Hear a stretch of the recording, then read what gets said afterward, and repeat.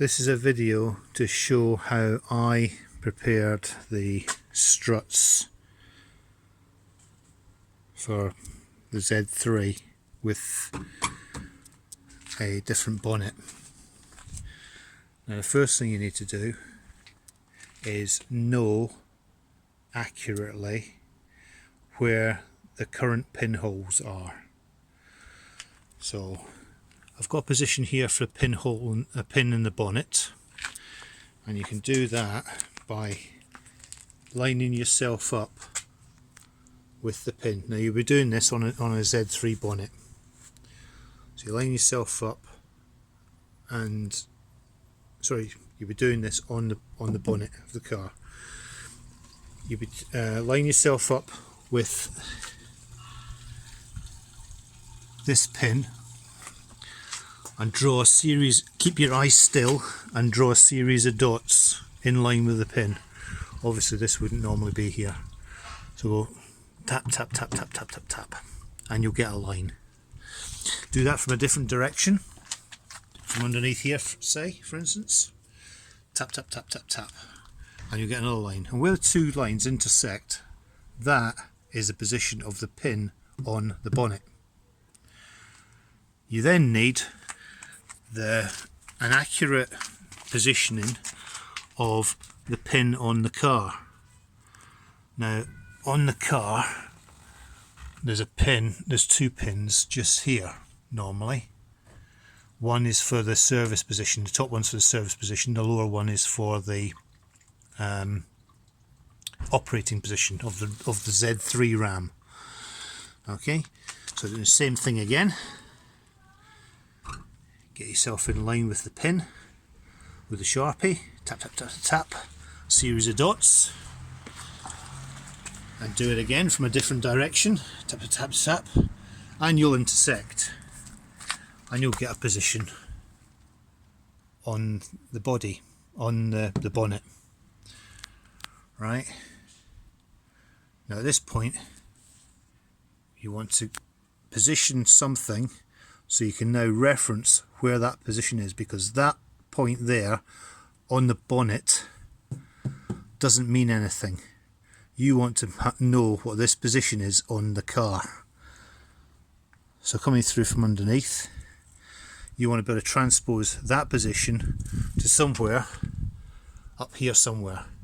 But you're not able to access that visibly because you can't see it, because when the bonnet's shut you can't see in that area at all. Okay,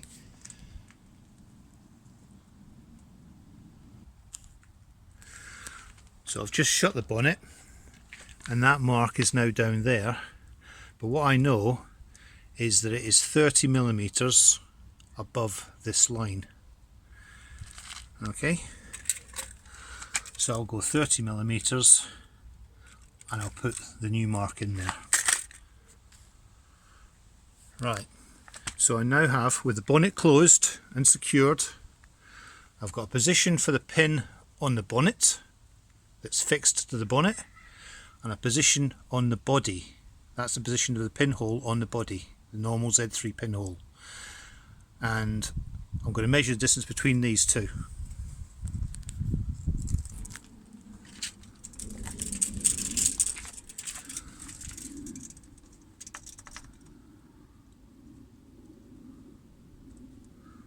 So it's about 260mm. Okay, so that is the closed RAM pin to pin distance on the Z3 RAMs. So what you want to do is you want to go off and source yourself some RAMs that are strong enough to open the bonnet. Now, the Z3 RAMs are 770 newtons each, so you're going to want something that's stronger than 770.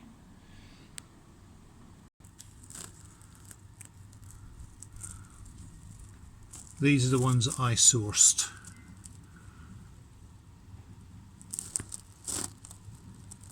GSV 150s, GSV 10 150s. These are up to 1200 newtons each. Now, the thing you need to know about these is the closed length. Now you need to make an adapter which will allow full rotation about this pin, because whatever adapter you get is going to have to go on the end of this. Now normally they just come with a series of adapters which are never any good because they'll foul with the mechanism up here. So you need to make an adapter, and your pin to pin distance needs to be that 260 millimeters. Okay, from there to there at the end of the exercise needs to be 260 millimeters if you're going to do no modifications to your pins. The trouble with this one is the pin to pin distance is longer than 260 millimeters, because when you've got that adapter on the end it's about 300 millimeters all in. Okay, so what you need to do then is you need to make up a plate or something, some way of extending the distance to a new pin. But that line has to go along this line here. So your new body pin has to be along this line somewhere, or above it. It can't be below it. If it's below it, when your bonnet is closed, the forces are going in that direction, which is pushing up this part of the bonnet.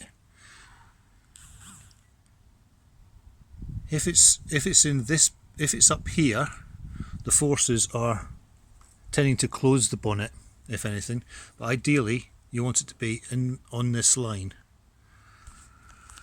Now what you're able to do, you can take advantage of the existing pins. Take the existing pins out and you've got two screw holes that you can use, two 8mm screw holes that you can use, and you attach your plate to it. This is the pin. There's a line going through here, up here, and that pin there, that new pin's position is the correct length away to allow me to be able to close this ram.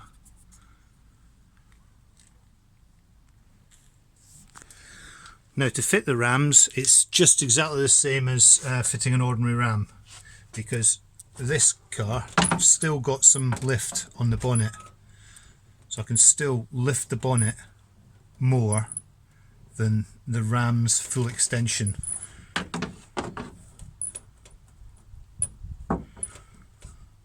So that's how you fit it. There's absolutely no way that you can compress this, because this is 1500 newtons or 1200 newtons. That's 1.2, that's 120 kilos. You're trying to compress 120 kilos. Even if you try to compress it by 1 millimeter, you're not going to be able to do it. Right, so you need to have a strut length that is shorter than your fully open bonnet. Now, you might think that's it all done, but it's probably not, because you'll probably find that, like this one, it's still not strong enough. It's an assister, but it's not strong enough.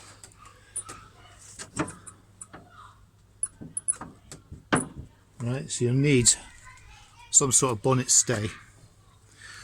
Now what I've done is I've made an aluminium block. There's a spherical bearing in there and a stainless steel rod that comes down here. This is aluminium, and I've screwed this into the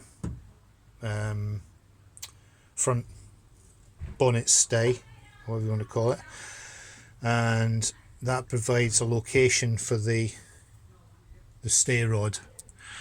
Now what I found was if you attach the aluminium block directly to the fiberglass, you end up glazing the fiberglass. You might see some glazing here. There are some glazing there. That's where the pressure of the point load has pushed up into the fiberglass and started to break the fiberglass. So what I've now done is I've fiberglassed in a piece of steel. So a piece of 1.5mm thick steel, that size, has been fiberglassed in on there, epoxied on, and then fiberglassed on top of that, and that should provide enough of a spread of load to not break the bonnet. And additionally, there's a little securing stay here, so when you put the stay bar away, it stays in that position while you're driving.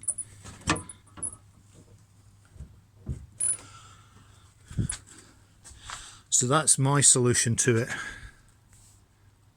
Obviously, whatever you want to do is entirely up to you.